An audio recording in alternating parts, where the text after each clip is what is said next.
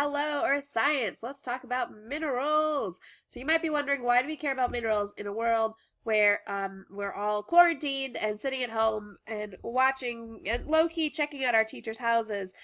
Well, we need minerals for a lot of different things. For example, if you're taking a lot of vitamins and minerals right now, those minerals you're taking are legit just rocks that we use for, well, they're not rocks, they're the building blocks of rocks that we use to keep ourselves healthy because for some reason in evolution decided, it's easier than making our own calcium for bones and eyes and other things. We'll get it in our diet, so we'll take it up some other way. Okay, so minerals, you have to take in a certain number of minerals to survive as a human. We also use a lot of minerals in buildings. So the white boring walls, that's actually a mineral. It's called gypsum that we use to make the plaster casting, whatever that we use to make walls. There's so many things that we use minerals for. So let's talk about it. So I am going to figure out where these slides are by going to my check-in document, which I can find through my JAG. And so the mineral lecture is here. And if I were a student, I would make myself a copy of this document that I could then take notes in. Okay, so what's happening with minerals? Let's get this all set up. Okay. So a mineral is any naturally occurring crystal compound okay, let's talk about this a different way. We like to talk about minerals as being naturally occurring inorganic crystals with one specific chemical composition. Okay, so quartz is usually SiO2. That's it. Sometimes there's some impurities in there, but it makes a very certain kind of crystal, okay? If you've ever made rock candy or eaten rock candy, that is mimicking the crystal growth process, but using sugar instead. Okay, so you take very sugary water, and then you let you have like a something for the sugar to glom onto, and then more sugar grows on it, and then more sugar, and more sugar, and it's not technically growing, it's just forming chemical bonds with the crystals that are already there. Okay, the case with sugar is actually, it's an organic substance, so it's not technically a mineral, it's something that has to be made in a biological process. Remember that just because it's natural doesn't mean it's biological. Some people miss out on the last quiz, okay? So to be biological means to be made in an organism. To be natural just means to not be human-made, okay? All right, so a mineral is different from a rock, and even I will slip up sometimes and call minerals rocks, but minerals are basically the Legos that are used to make rocks, okay? So rocks are, they're mixes of different minerals. Now, the thing you should also be doing that I should have mentioned while you're doing this is completing the assignment, because your assignment for this lecture/lab is to take notes. Okay, fun. Minerals are naturally occurring crystal structures. Rocks are mixes of minerals. Okay. And now we're going to talk about the different ways to identify minerals, because guess what? If we were doing this in lab, you'd be looking at all these beautiful mineral samples, and you'd be seeing, hey, there's a lot of just little white ones. Why this one looks like most sort of like this, but this one's slightly pink, and this one you can't see through, and like these are both blue, but like this is a like dull looking blue, and this one's kind of see-through and blue. How do I know what's what? Because one of these is fluorite, which we use to clean our teeth, and the other one is a copper substance that if you ate it might kill you. So maybe we should know how to identify minerals so when we find them, we can use them properly. Now, we've talked about mining already, which is one way to get minerals. It's not always the best. We didn't get to finish really talking about that, but we will. Yeah, we'll get some more of that later. Okay, so let's go back to our slides, and let's talk about how we identify minerals. Here's a couple cool examples of minerals. We'll hide this one first. This is a cave in, I believe, Chile, where minerals grow. Okay, so technically they're not growing like in a biological sense, but they are crystals building on other crystals to make bigger crystals. And if you have a very stable situation with very high heat and a very specific pressure that's needed to make a certain kind of mineral, you can get giant crystals. Okay, so you see stuff like these. I think these are silicates crystals somewhere underground in South America. You can also see this when you have things in what is called hard water, so water that has a lot of mineral in it. So when you run your shower, if you don't wipe down the shower, you get that little kind of crustiness, those are minerals. That's calcium carbonate usually, and it just means there's a lot of minerals in your groundwater. That's it. Not a big deal. Some people don't like it. They think it makes the water taste funny, it makes their hair funny, whatever. we have many other ways to take it out. Well, usually we have filters that take it out of our systems. Okay, so, but what if you had a bunch of water that was hard water, it had crystals in it, had minerals in it, and you put something in there like, I don't know, a skull. This is an old skull from a catacombs where the part of the catacombs were covered in water, and that water had dissolved calcium carbonate in it. Over time, the calcium carbonate started falling out of solution and becoming crystals on that skull, okay? So crystals can form anywhere when the conditions are correct. So, like I said, we have to be able to identify minerals if we're going to use them, okay? So it's kind of like this whole virus situation. We can't fight it until we can identify it. Well, with minerals, we have to be able to identify minerals before we can use them for anything. So let's figure out the different ways to identify minerals. Because let's say I took my cool rock specimens and I poured them all over the table. Oh no, how do I know what's what? My key has been lost, my dog ate it, whatever. How do I figure out what mineral is what? Well, you're going to be doing this in your lab today.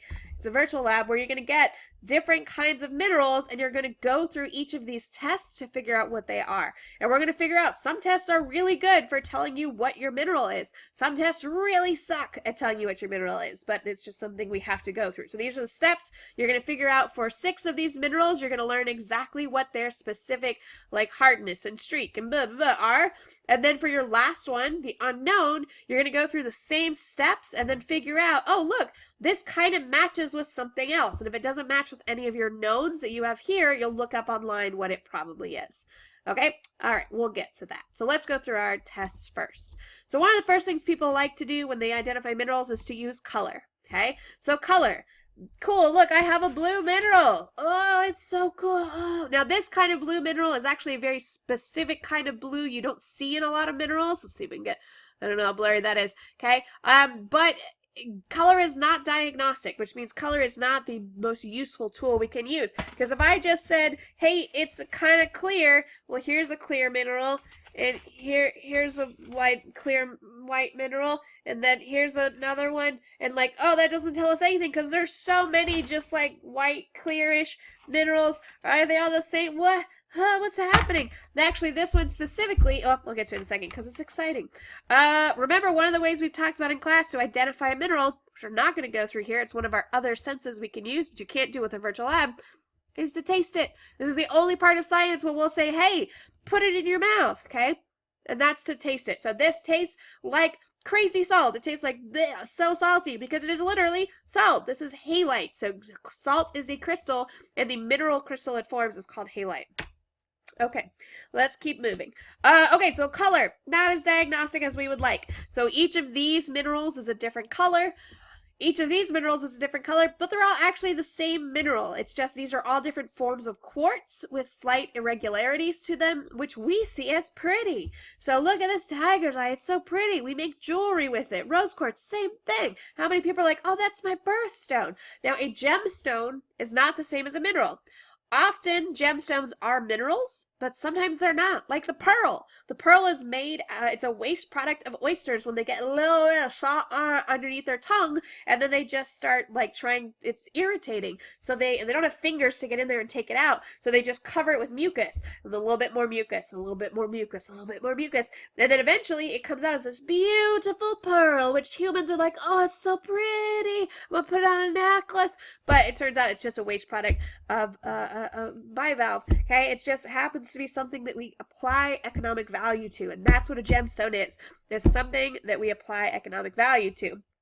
Now, why is it that we apply a lot of economic value to gold and not this other shiny thing? Because it's harder to find gold than it is this shiny thing, which is pyrite. Okay, so gemstones, not the same as minerals.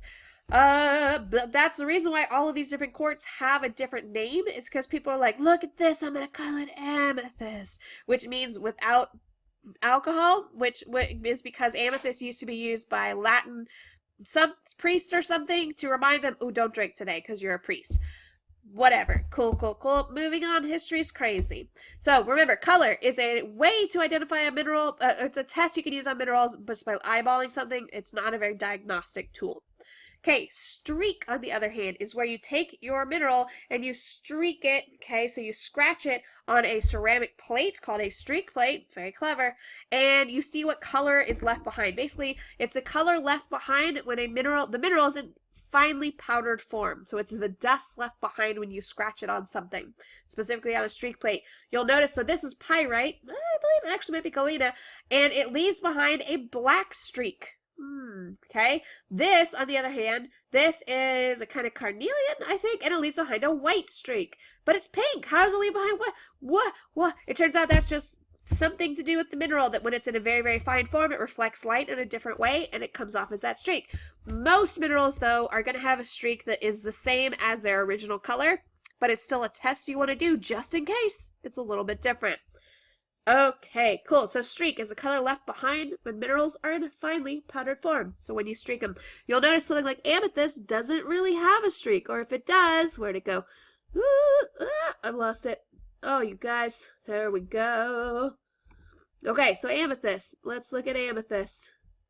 Come back. Oh, this is great. Okay, we're not going to do this.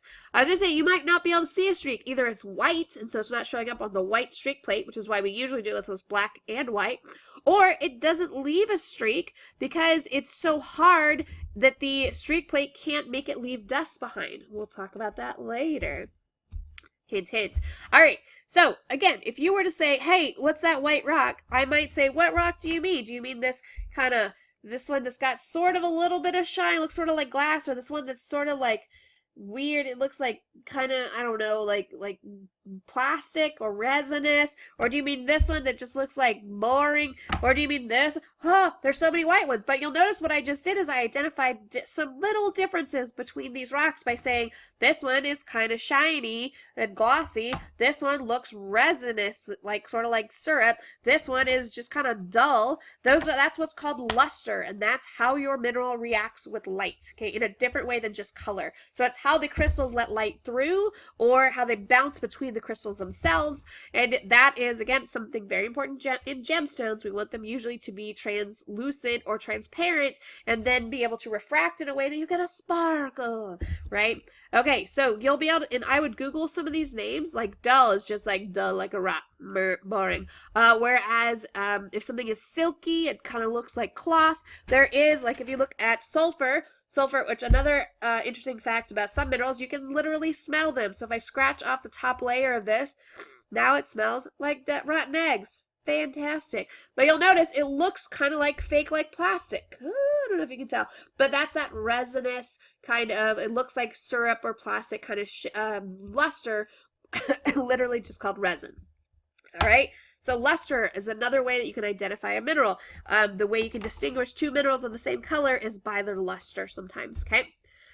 Another thing that you can do with light and minerals is apply ultraviolet light to them. So if you shine an ultraviolet light onto certain minerals, that high energy ultraviolet light comes in, it interacts with something in that crystal, the crystal takes a little bit of that energy away, and then bounces back a different color, and that's what fluorescence is. If you've ever seen like a neon shirt or a highlighter that's really bright, that brightness is that interaction, that loss of energy that's happening when you have a little bit of light that includes UV light interacting with your light source, and then being sent away as a slightly different kind of light.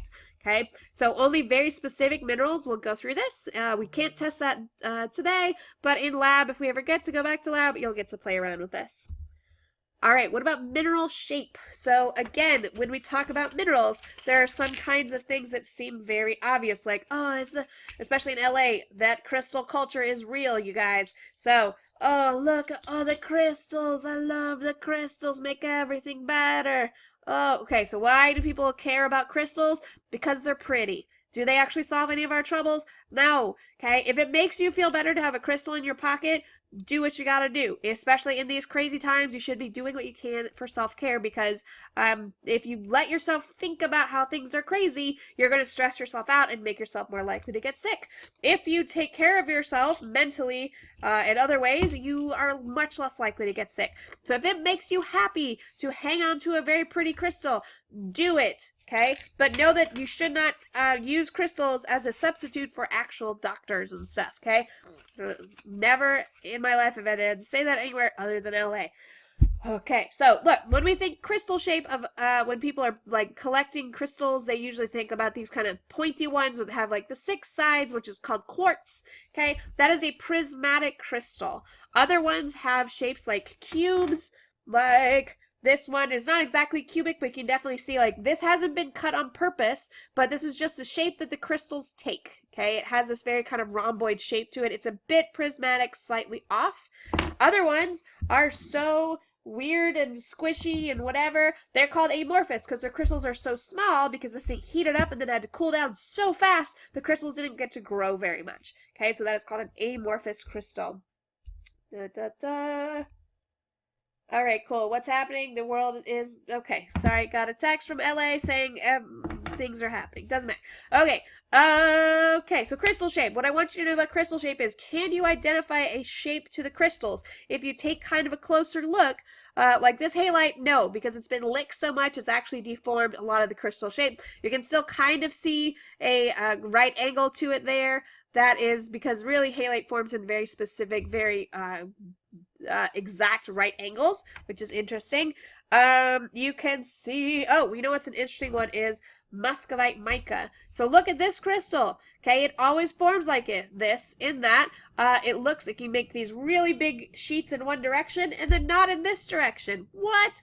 Now, this is called muscovite mica because it actually used to be used instead of glass in Moscow, Russia. Okay, so what they would do is they'd take and they'd get really thin sheets of the crystal, so you can actually kind of see through. I don't know if it works on the webcam, but I can see through it, and they would use it in their windows. Okay, so muscovite mica is the white kind of mica that forms these big flakes, and if you're really careful, you can use them in windows. You can't use the biotite mica in windows because it is black. You cannot actually see through it, but you'll notice it also makes these sheets. So this crystal shape helps me know this is most definitely mica, even though they're two different colors, because it makes these very flat sheets. Okay, excellent, cool. Okay, breaking properties. Now, this relates very closely to the crystal shape. So the crystal shape tells us how our chemicals naturally form. The breaking tells us how strong our crystal electrons in our crystal are. So if I take, for example, some muscovite mica and I break off a piece of it, because that's just it's very hard to break along the sheet, but it's easy to break if I just take a sheet of it off, okay? So it's hard to break the sheet itself, but I can separate it along like that same axis, okay? So this has a very specific cleavage to it, which means that it only breaks in a very specific way on those crystal lines, okay? If I were to take if I were to smash it with a hammer, you would still see these flakes that look like the original crystal. Now, in fact, if I were to take mica and smash it too much, you would actually say, hey, it's so shiny and sparkly because it's used in makeup, because it flakes in a very specific way that we use it for eyeshadow, okay? I had someone last year when we were doing this lab take some mica and crunch it up really carefully and then actually put it in her eyes, because on her eyelids, because it's literally makeup. Okay, so if it's not mica, usually it's fish scales. Okay, so pick your poison, I guess. Nope, none of them are poison. Okay, so if, on the other hand, if I were to take and smash like sulfur with a hammer, it would make like a pile. It wouldn't look like anything, and that would be a fracture break. Okay, so if it breaks and it doesn't look like the original mineral, or it doesn't look like a crystal, that means that there's no good crystal lines for it to break on, and that's just called fracture. If it breaks and it kind of breaks very specifically, so like, for example, this picture is a picture of halite. Okay, and halite, again, forms with these very specific right angles. If you break halite, it looks like more halite. It just looks like more little cubes, okay, because it's going to cleave or have cleavage on those very specific lines. Okay, so breaking properties. It's either going to look like a crystal and be called cleavage, or it's going to look like a mess and be called fracture. Okay. All right. Let's talk about one of the big things in gemology or any kind of geology when you're looking at how do you identify something. It's called hardness. Okay, so this is important because it tells you how durable your crystal is. Okay, so sometimes you see this as durability. Whatever, it's hardness. Geologists don't have time for your big words. They just like stuff like hardness. So if I want to take, so for a while people, there's some memes going around right now that are like, that cow is as big as 2 footballs or something, making fun of how Americans are not great at measuring things because we don't like the metric system. Whatever. That meme is funny though because that's what people used to do before they had actual measurements. So the measurement we still use for how bright a light source is foot candles, which is how many feet away from a candle if you were a foot away from a candle, it would be a certain amount of brightness. If you were 2 feet away, it'd be less bright, etc. Okay, it seems like a dumb thing, but it works, so we use it.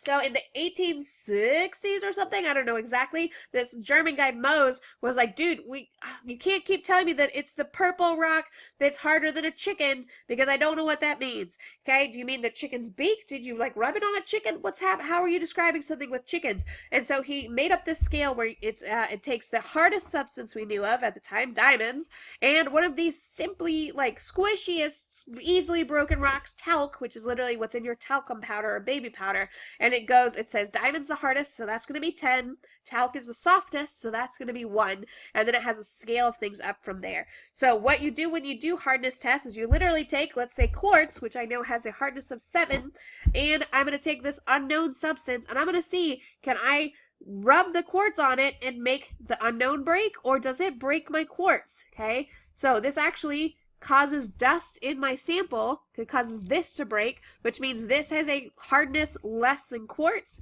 so it's less than 7. Now, can I take my fingernail, which is defined as having a hardness of 2.5, and scratch the rock? Yes, I can. So this has a hardness of less than 2.5, etc., etc., okay?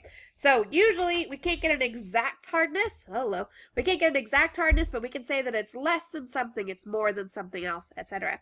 Okay, and you'll see some examples of this in your lab, your virtual lab. Okay. Here we go. I hope you can see all the weird things that I'm doing with this. Anyway, okay, so there are a couple special properties of rocks. Okay, so one is minerals. Minerals, so if you can take acid and put it on your rock and it makes a bubble, if it starts to bubble, remember that's a sign of a chemical reaction. And what that means is that your mineral is, what am I trying to say? Your crystal structure is dissolved by that acid, okay? So this happens in rocks like limestone or minerals that have limestone in them, like calcium carbonate, and other things that have calcium carbonate in them, okay? And you might say, but my teeth are calcium carbonate and I can put acid on my teeth and they don't dissolve. It's a different structure. Don't worry about it.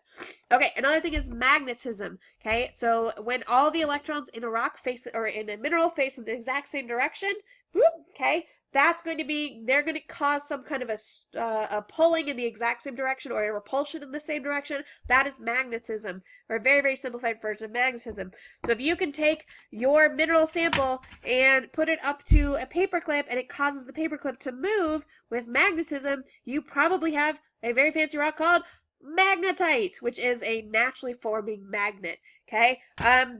So that is its little thing, okay? That's a special reaction or special property. Okay, so we've talked about color, we've talked about luster, we've talked about streak, hardness, special properties, crystal shape, breaking properties, Why do we care, Miss Null? 1, because I told you to, and secondly, more importantly, because you need it all for your lab. So you're going to be doing this lab. So as you've been taking notes on your sheet, you've been writing all the things, and now you're going to do a virtual lab. So you're going to click on this fun little thing, and you're going to see, Miss No, it doesn't work. What's happening? Adobe Flash is black. Oh no, I can't see the lab. And I'm going to say, of course you can. Wait. You go up to here where this little puzzle piece is with the little, oh no, a Flash was blocked. Oh, and you just hit it, and it says Flash was black. Flash was blocked. Flash was black. Oh, you guys, I'm so tired. You're going to say manage. Your instinct is going to hit done. Don't do it. Hit manage. And it's going to bring up this next page in your browser. If none of this works, please try a different browser. That's my best thing. This is automatically turned off if you block Flash, so you're going to allow it, but you're going to have to ask, okay? So now you go back to wherever your lab was. You refresh the page. So I'm literally going to go, I'm going to hit boop, refresh. Click to enable Flash Player. Allow. And you're going to see this. Yay, it worked. Everyone's happy now. Okay, you're going to begin the lab. You can go through the walkthrough if you want to. You don't have to. Pick your favorite color gloves. So pretty. Yay, we're ready to start. And you're going to go through. Oh, look, you're at your lab bench. How fun. And you can explore. You can only go this far. You can't go play with the fire that you saw. You can go this far. And the idea is you're going to be doing different tests. So I'm going to turn on this light. I can turn it off. You can, you're going to be able to pick up the acid. So it says unknown liquid, but it says pH 2.0, which means I know it's an acid. And then you can go and do stuff to the minerals. So calcite, oh, look, it bubbles when I put acid on it. Miss, oh, that's so exciting. So actually great, because you're going to go and write it down. So for calcite, you're going to say the color is white, maybe clear. Cool, you'll write that down. The streak, well, first, before we forget, it reacted with acid. Oh, yay, cool, done. The streak, so let's say white or clear for color. Okay, all right. It's bothering me. Okay, the streak was... So here's my streak plate. I'm going to pick up calcite. I'm going to go... And then you're going to say, oh, did it do anything? You can zoom in. It will... Maybe it won't. You can go and pick up your magnifying glass. Pick this up. Boop. Can I see anything? I can't tell if it's white or not there. So I'm either going to put white or nothing. I'm going to put white or nothing. White / nothing. Okay, because maybe it didn't streak and I just can't tell. Okay, the luster. I'm going to go to the luster. And I'm going to say, oh, the luster. Luster is how it reacts with light. So I need to be able to come back over here. Come on, there we go. I need to see what it does in the light. So I'm going to go back. I'm going to turn on my light. Boop. And I'm going to take a closer look. Oh, look, it's so shiny. It's shiny kind of like glass. And it says, oh, I need to use one of my luster words. Which one talked about glass? Oh, literally, shiny like glass or vitreous. So I don't care if you put glassy or vitreous. Either one is fine. Oh, I'm on the wrong page. Okay, so you'll put glassy, etc. You're going to go through. You're going to test your hardness. Now, for the hardness test, you're going to go and you're going to say, cool, what is the hardest thing I have to test with? I have a diamond. How fancy. Now, normally our tests don't have diamonds because it turns out they don't like giving those to teenagers just randomly. Bunch of jerks. I'm going to go and I'm going to scrape. And I'm going to see, does it make, oh, look, it leaves a streak, okay? So that means the diamonds scratch this. So diamonds are harder than calcite. So it's going to have a hardness less than 10. I'm going to go down the list. Well, that's not down the list. I'm going to go to topaz next. I'm going to say, can I scratch it with topaz? I can't tell which one to scratch. It looks like it can be scratched by topaz. Can it? You'll hopefully get some closer look. Let's see. Topaz, come here. I think it is scratched by topaz. Yeah, topaz scratches it. So, it is not as hard as topaz. Okay, let go of topaz. Okay. Now, I'm going to, etc. You're going to go down. Can I scratch it with a fingernail? And the fingernail, yes, is. Tweezers with a fingernail in it. It's gross, but we deal with it. It's fine. And then, oh, look, it doesn't scratch it, which means it's harder than a fingernail. So it's great. It's less than, let's go to our chart. It's less than topaz. Whoop, come back. Okay, topaz was 8, but it's greater than fingernails, which is 2.5. So I'm going to keep going and see where does it end up about, okay? Now, am I going to know if you go and look up the hardness of calcite online? No, but you're still going to be learning something if you do that. So that's fine, whatever, okay? But the one you're not going to be able to do that with is your unknown, okay? So let me, drop. Whoa, there we go. So your unknown. I don't know if everyone ends up with the same unknown. Maybe you do, maybe you don't. So your unknown is here. And you're going to go and you're going to say, oh, I'm going to put it under the light. And I'm going to see what its luster is. If I have any room, I'm going to have to move some stuff. Okay, so this is where you actually have to do it in the lab specifically because you need to be able to look at the light. Oh, it's kind of sparkly. Which luster light is sparkly? There is a word for sparkly, which is adamantine. Okay, and you're going to go through all the tests and figure out what is your unknown. Okay, you're either going to be able to tell that it's another form of one of the things you already have, or you're going to go look it up online and say, what mineral has a streak of this, a color of this, a luster of this, and then tell me what it is. Then you're just going to answer the rest of the questions, okay? One of the questions is go and look up the chemical formula and write it underneath your the thing. So sulfurs is literally just sulfur, S, done, okay? Others are going to have more complicated formulas. Just look it up. So quartz's chemical formula, you'll write it down. Write down the most easiest form of it. Usually sulfur is SiO2, okay? Whoop. Done, easy peasy, okay? Answer your questions. Please answer them with your own words. This is where I can really tell if you're doing the work or copying someone else. Don't copy someone else. It makes me insane. I want to know what your brain is doing. Okay? So answer this. Once you're done with all this, share it with me and you're done. And okay, let me know if you have questions. Bye.